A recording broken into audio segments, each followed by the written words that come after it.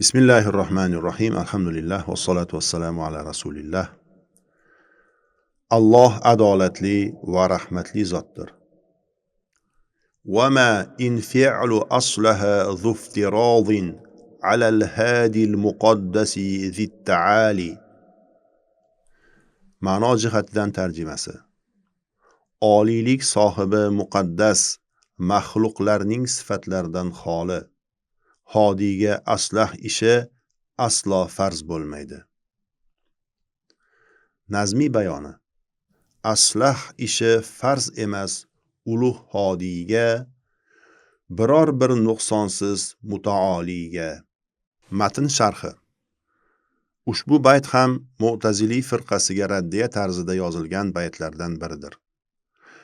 O'zlarini adolat va tavhid tarafdorlari deb atashgan ushbu firqa Alloh taolo adolatli zot, shuning uchun unga bandalarga yaxshi bo'lgan ishni ixtiyor qilish vojib bo'ladi degan da'voni qilishgani uchun ularga raddiya ma'nosida mazkur bahslar qilingan.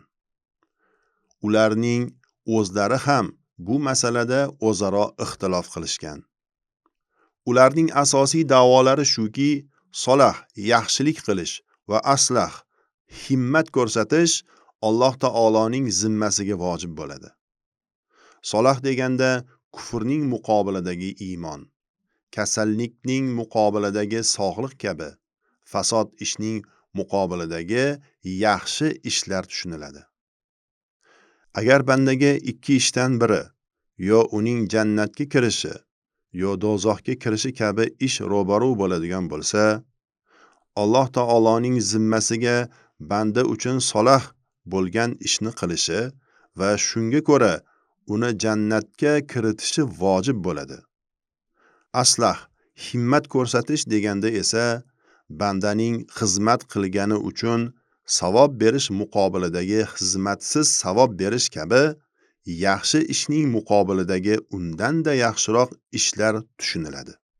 Agar banda uchun solah bo'lgan jannatda bo'lishi yo aslah bo'lgan undagi oliy maqomda bo'lishi kabi ikki ish ko'ndalang kelib qolsa, Alloh taoloning zimmasiga aslah vojib bo'ladi-da, uni jannatdagi oliy martabaga ko'tarishi lozim bo'ladi.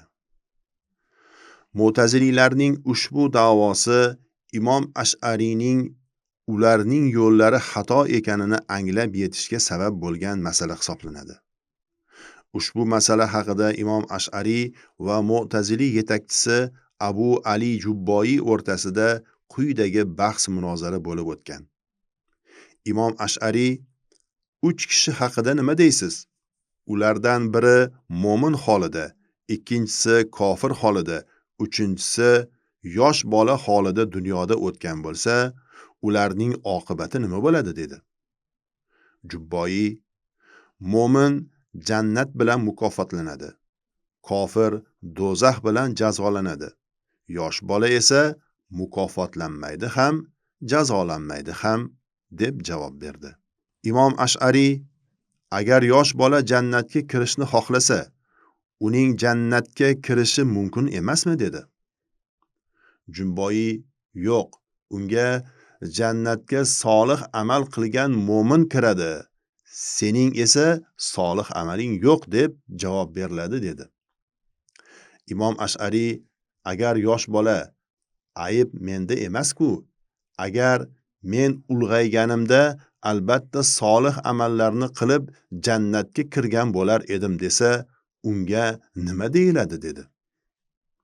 Jubboyi: Alloh taolo unga agar sen ulg'ayganingda isyon qilib jazoga giriftor bo'lishingni bilgan edim.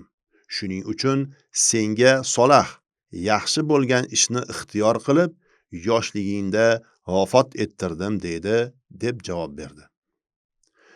Imom Ash'ariy: unday bo'lsa, do'zaxga giriftor bo'lgan kofir uning holatini bilganingdek menikini ham bilgansan-ku, nima uchun menga solah, yaxshi bo'lgan ishni ixtiyor qilmading desa, unga nima javob bo'ladi dedi. Jubboyi nima deyishni bilmay jim bo'lib qoldi.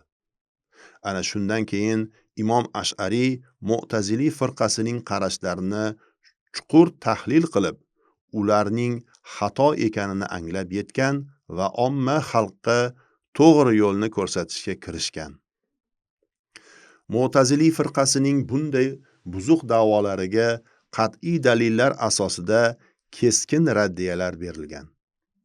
O'shi rahmatullohi alayhi ham ularning bu buzuq da'volari muqobilidagi ahli sunna val jamoaning qarashlarini qisqa va lo'nda qilib, aslah ishi farz emas ulug' hodiyga, biror bir nuqsonsiz mutaoliyga deya bayon qilib qo'ya qolgan. Ha, maxluqotlarning sifatlariga o'xshashdan oliy bo'lgan Alloh taologa hech qachon biror narsani qilish farz bo'lib qolmaydi.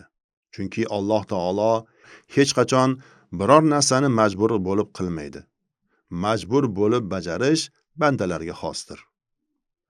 Mu'tazililarning qilgan da'volari botil ekaniga ko'plab dalillar keltirilgan. Astaizu billah. وَلَوْ شَاءَ اللَّهُ لَجَعَلَكُمْ أُمَّةً وَاحِدَةً وَلَكِنْ يُضِلُّ مَنْ يَشَاءُ وَيَهْدِي مَنْ يَشَاءُ وَلَتُسْأَلُنَّ عَمَّا كُنْتُمْ تَعْمَلُونَ. Sadaqallahul azim. Agar Alloh xohlaganida albatta sizlarni bir ummat qilgan bo'lar edi. Lekin u o'zi xohlagan kimsalarni yo'ldan ozdirur va o'zi xohlagan kishilarni to'g'ri yo'lga hidoyat qilur. Albatta, sizlar bu dunyoda qilib o'tgan ishlaringizdan so'ralursiz. Nahl surasi 93-oyat. Ya'ni agar Alloh xohlaganida butun insoniyatni bir-birlari bilan ixtilof qilmaydigan, firqalarga bo'linmaydigan bir millat vakillari qilib qo'ygan bo'lardi. Lekin u zotning hikmati ularni o'z ixtiyorlariga qo'yib qo'ymoqni taqozo qildi. Ba'zi insonlar zalolatni ixtiyor qildilar, ba'zi insonlar hidoyatni ixtiyor qildilar.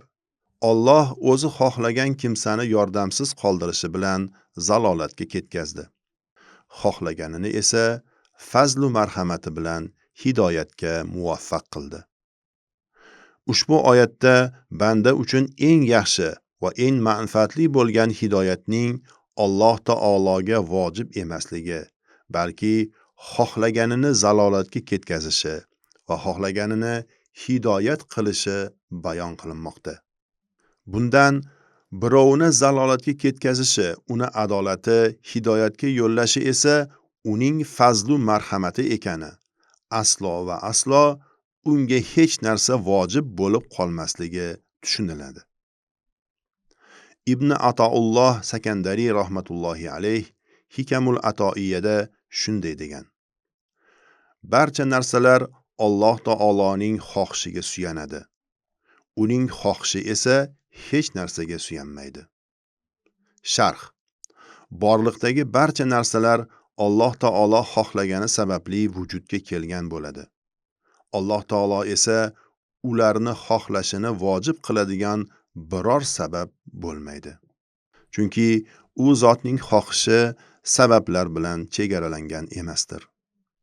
Vassalamu alaykum va rahmatullohi va barakatuh.